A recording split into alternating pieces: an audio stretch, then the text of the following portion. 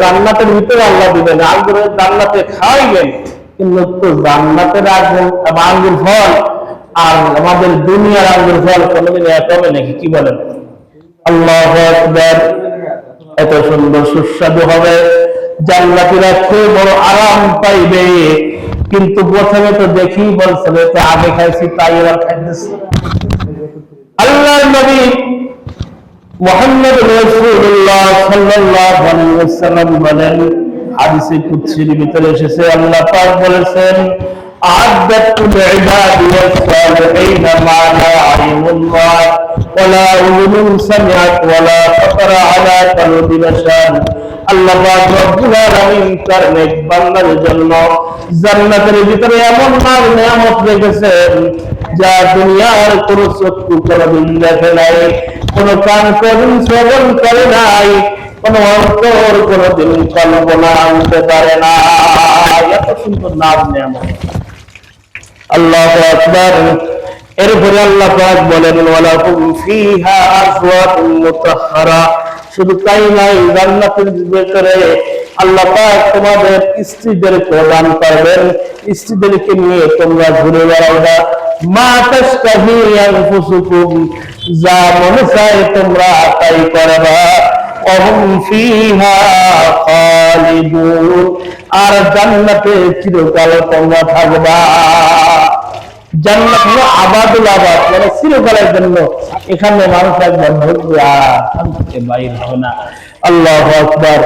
এরপরে আল্লাহ পাক রব্বুল আলামিন বলতেছেন, ইন্নাল্লাহা লা ইস্তাহি আইয়াযুবা মাসালাম মা বাউদাতান ফামা ফাওকাহা।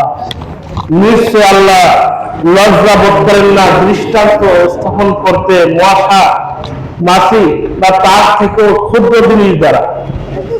মানুষ একটা উদাহরণ দেয়, একটা ভালো জিনিস দিয়ে উদাহরণ দেয় বা বড় মাছের জিনিস দিয়ে উদাহরণ দেয়, কিন্তু আল্লাহ ছোটখাটো বিশেষ করে মশা মাছি দিয়ে উদাহরণ দিতে লজ্জা বোধ করেন না।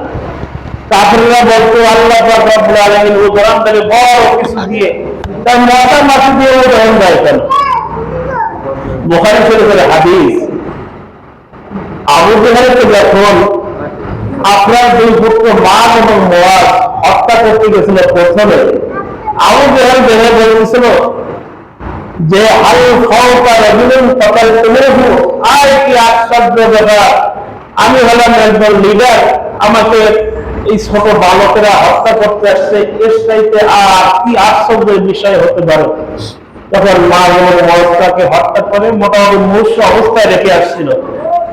আব্দুল্লাহ ইবনে মাসউদ রাদিয়াল্লাহু তাআলা আনহু, তিনি একদম একেবারে শেষ নিঃশ্বাস ত্যাগ করা হয়েছিলেন আবু জাহেলের।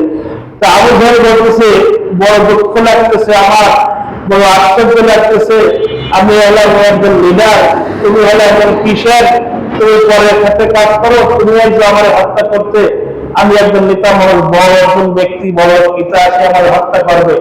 তা আসলে কাফেরদের বুঝ ব্যবস্থা তো ওই কায়দা ছিল, যার কারণে তারা কোনো ঈমান আনতে পারে নাই। আল্লাহ পাক রব্বুল আলামিন মশা এবং মাছি এর থেকে ভিন্ন জিনিস দ্বারা দৃষ্টান্ত স্থাপন করতে কোনো লজ্জা বোধ করেন না। ফাআম্মাল্লাযীনা আমানু ফায়া'লামুনা আন্নাহুল হাক্কু মির রাব্বিহিম, সুতরাং যারা ঈমান এনেছে তারা জানে আল্লাহর পক্ষ থেকে যা আসছে তা হলো হক। ওয়াম্মাল্লাযীনা কাফারু, আর যারা কাফের তারা বলে ফায়াকুলুনা মাযা আরাদাল্লাহু বিহাযা মাসালা, আল্লাহ এই দৃষ্টান্ত সেট করার দ্বারা কি বা উদ্দেশ্য, ইযিল্লু বিহি কাসীরা ওয়া ইয়াহদি বিহি কাসীরা, বলছিনা আল্লাহর উদ্দেশ্য হলো এই মশা এবং মাছি বা তার থেকে ক্ষুদ্র জিনিস দ্বারা দৃষ্টান্ত স্থাপন করে দেখাইছেন। এই দৃষ্টান্ত শুনে দেখে কিছু লোক কাফের হয়েছে, পথভ্রষ্ট হয়েছে, এবং কিছু লোক ঈমান আনয়ন করেছে। সুবহানাল্লাহ। ওয়ালা ইউদিলু বিহি ইল্লাল ফাসিকিন। আল্লাহু আকবার। মা ইউদিলু বিহি, আল্লাহ পাক বলেন ফাসিকরা ছাড়া আর গোমরা হয় না। আল্লাযীনা ইয়ানকুযুনা আহদাল্লাহি মিন বাদি মিসাকিহি ويتبعون ما أمر الله به أن يوصل ويفسدون في الأرض أولئك هم الخاسرون। যারা আল্লাহর অঙ্গীকারের দৃঢ়তা অবলম্বন করেছে, এবং আল্লাহ পাক রব্বুল আলামিন যা অবিচ্ছিন্ন করতে বলেছে তা ক্ষুণ্ণ করে নাই। আর আল্লাহ পাক রব্বুল আলামিন বলতেছেন, এবং যারা দুনিয়ার আল্লাহ পাক বলতেছেন যারা আল্লাহ বলেছেন যে এই জিনিসটা তোমরা অবিচ্ছিন্ন করে না, সেই জিনিসকে যারা অবিচ্ছিন্ন মানে ছিন্ন করেছে, যা অবিচ্ছিন্ন করতে মানা করেছেন তাই ছিন্ন করেছে। যেমন আত্মীয়তার সম্পর্ককে আল্লাহ পাকের হাবিব বলেন, আত্মীয়তার সম্পর্ক তোমরা ছিন্ন করো না, লা তাদখুলুল জান্নাতা ফাতিহুন, আত্মীয়তার সম্পর্ক ছিন্নকারী বেহেশতে যাবে না। নবী বলেন, সুলাইমান কথাটা ওয়া আল্লাহ গলাবাতা ওয়া সুলাইমান নাসাইলাইক, যে তোমার সাথে সম্পর্ক ছিন্ন করতে চায় তুমি তার সাথে বেশি করে সম্পর্ক আটকে দাও। যে তোমার উপরে জুলুম করে তুমি তাকে মাফ করে দাও, কারণ মাফ করা হলো নবীদের সিফাত, নবীদের গুণ। এরপরে আল্লাহ পাক বলতেছেন যে ওয়ায়াক্তাউনা মা আল্লাহু আইয়ুসালা ইউসিদুনা ফিল আরদ, যে আল্লাহ রব্বুল আলামিন যা অবিচ্ছিন্ন রাখতে বলেছেন তা ছিন্ন করেছে, জমিনের উপরে ফাসাদ সৃষ্টি করেছে। উলাইকা হুমুল খাসিরুন, আর তারাই হলো ক্ষতিগ্রস্ত। আসলে যারা ফিতনা ফাসাদ সৃষ্টি করে এরাই ক্ষতিগ্রস্ত। কোরআনে কারিমের সব জায়গায় ফিতনা ফাসাদ দেখানো আছে, এরপর আল্লাহ বলেছেন তারাই ক্ষতিগ্রস্ত। এজন্য ফিতনা থেকে সবসময় দূরে থাকার চেষ্টা করতে হবে। আল্লাহ পাক রব্বুল আলামিন এবার অন্য আলোচনা করতেছেন, কাইফা তাকফুরুনা বিল্লাহি ওয়া কুনতুম আমওয়াতা, তোমরা কেমন আমি আল্লাহ আমাকে অস্বীকার করো, আমি আল্লাহ আমাকে কিভাবে তোমরা অস্বীকার করতে পারলে। কুনতুম আমওয়াতা, তোমরা ছিলে মৃত্যু, সবাই তো মুর্দা ছিলাম। ফাহিয়াকুম, আল্লাহ বলেন মৃত্যু থেকে আমি তোমাদেরকে জিন্দা করেছি। সুম্মা ইউমীতুকুম, আবার তোমাদেরকে মৃত্যু দান করব। সুম্মা ইউহয়িকুম, এই মৃত্যুর পরে আবার তোমাদেরকে জীবন দান করব। সুম্মা ইলাইহি তুরজাউন, এরপরে তোমরা আল্লাহর কাছে যাইবা, প্রত্যানীত হইবা। বলতে পারেন কিন্তু আমওয়াতান, তোমরা ছিলে মৃত্যু। ফাহিয়াকুম এর অর্থ হলো আল্লাহ পাক রব্বুল আলামিন আমাদের পিতা সবেগে নির্গত এক ফোঁটা মনি দ্বারা বুদ্ধ দ্বারা সৃষ্টি করেছেন। এই মনিটা ছিল মৃত, এই মনি দিয়ে আল্লাহ পাক রব্বুল আলামিন রক্তপিণ্ড সৃষ্টি করেছেন। এই রক্তকে আবার জমাট গোশতে তৈরি করেছেন, এই গোশতকে হাড় বানিয়েছেন। এরপরে আল্লাহ পাক রব্বুল আলামিন সাউন্ড দিয়ে একটা বডি বানিয়েছেন।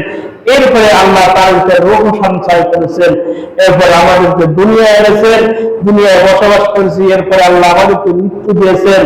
এই মৃত্যু পরে আল্লাহ আবার আমাদেরকে জিন্দা করবে, এরপরে আল্লাহর কাছে যেতে হবে, সেই কথা আল্লাহ পাক বলেছেন। এরপরে আল্লাহ বলে হুয়াল্লাযী খালাকা লাকুম মা ফিল আরদি জামিয়া, দুনিয়ায় যা কিছু দেওয়া করে সব তোমাদের জন্য বানিয়েছি।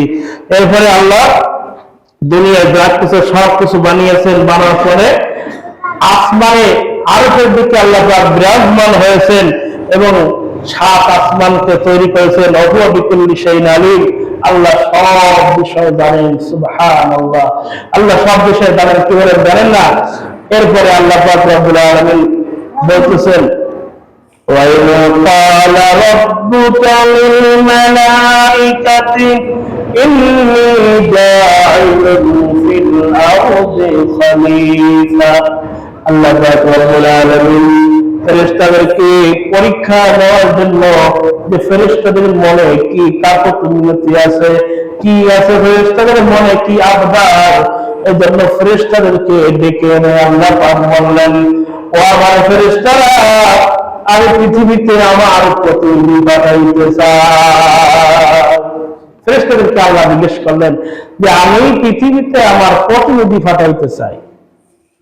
আল্লাহু আকবার, ফেরেশতারা বলতেছেন আতাজালু ফিহা মান ইফসিদু ফিহা ওয়া ইয়াসফিকুদ দিমা, আয় আল্লাহ দুনিয়ায় আপনি কি আবার এমন কোন জাতি পাঠাইবেন যারা দুনিয়ায় গিয়ে মারামারি করবে, রক্তপাত করবে, ফিতনা ফাসাদ সৃষ্টি করবে? ইতিপূর্বে যে জাতিরা দুনিয়ায় এসে তারা মারামারি করতো, ফিতনা ফাসাদ সৃষ্টি করতো। আপনি কি আমার এমন কোন জাতি পৃথিবীতে পাঠাইতে চান যারা জেন জাতিদের মতো দুনিয়ায় গিয়ে মারামারি কাটাকাটি করবে? ফেরেশতারা আল্লাহ আগেই বলে গেছে দুনিয়ায় কি এমন জাতি পাঠাইতে যাচ্ছেন তারা জেন জাতি ছিল তার আগে, তারাও দুনিয়ায় এসে মারামারি ফিতনা ফাসাদ সৃষ্টি করেছে, দাঙ্গা হাঙ্গামা করেছে। আবার কোন জাতি পাঠাইবেন?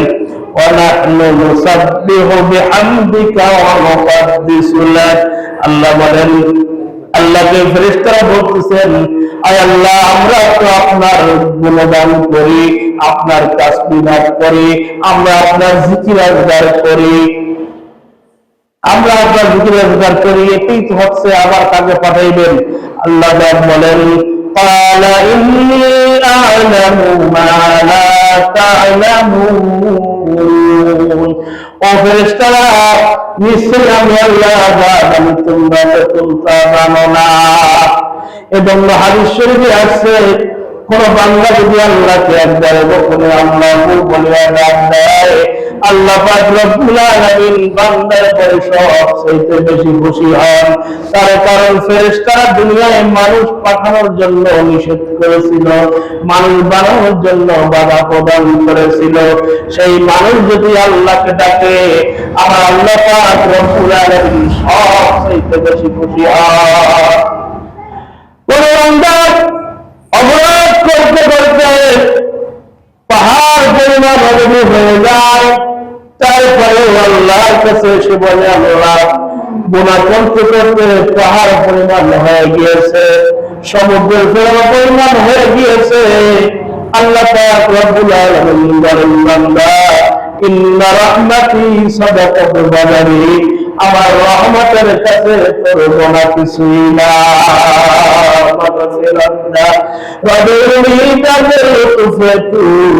যাতে খোদ ফরমুদাইলা তাতনাতু।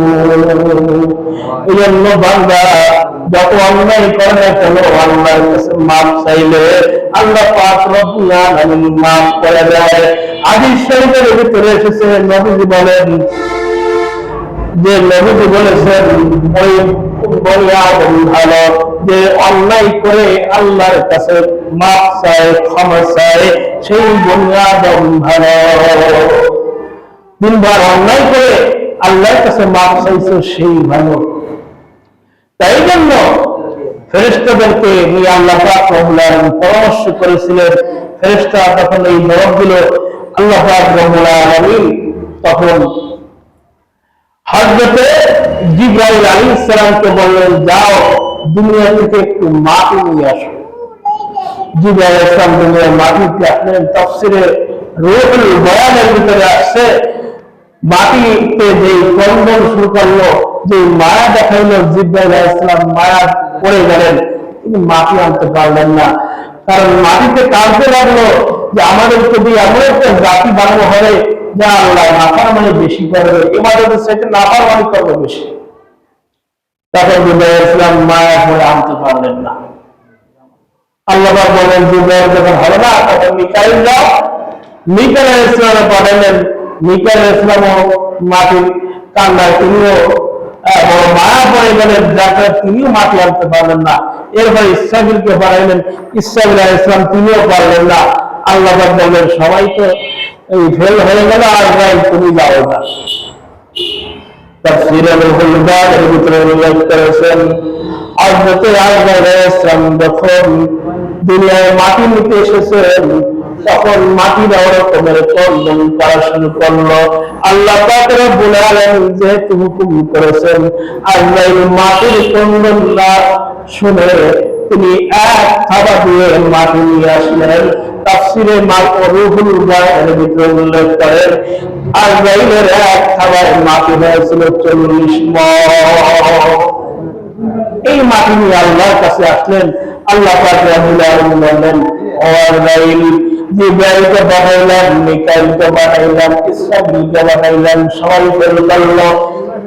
এই মাটি দিয়ে যে জাতি সৃষ্টি করবো এই জাতির জান তোমাকে কবজ করার জন্য আমি দায়িত্ব দিলাম। আজরাইল বলল আল্লাহ মাটি আনতে গিয়ে যেই করবেন মাটি আমি শুনেছি শুধু আপনি হুকুম করেছেন বেজায় আপনার হুকুম আমি মান্য করার জন্য মাটি নিয়ে এসেছি, যাতে আমিও মাটি আনতে পারতাম না।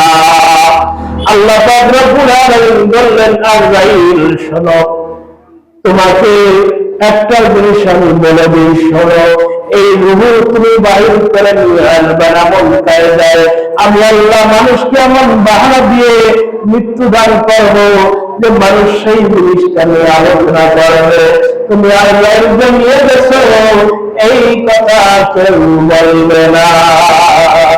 লোকটা স্টোক করে মারা গিয়েছে, অথবা অ্যাক্সিডেন্ট করে মারা গিয়েছে, অথবা বার্ধক্য জনিত মারা গিয়েছে, অথবা কি বলে পানিতে ডুবে মারা গিয়েছে, আল্লাহ বেরিয়ে গেছে এই কথা কেউ আলোচনা সমালোচনা করবে না। আল্লাহ পাক রব্বুল আলামিন আমাদের সকলকে নেক আমলের তৌফিক নসিব করুন, সকল বলে আমিন। সুন্নাত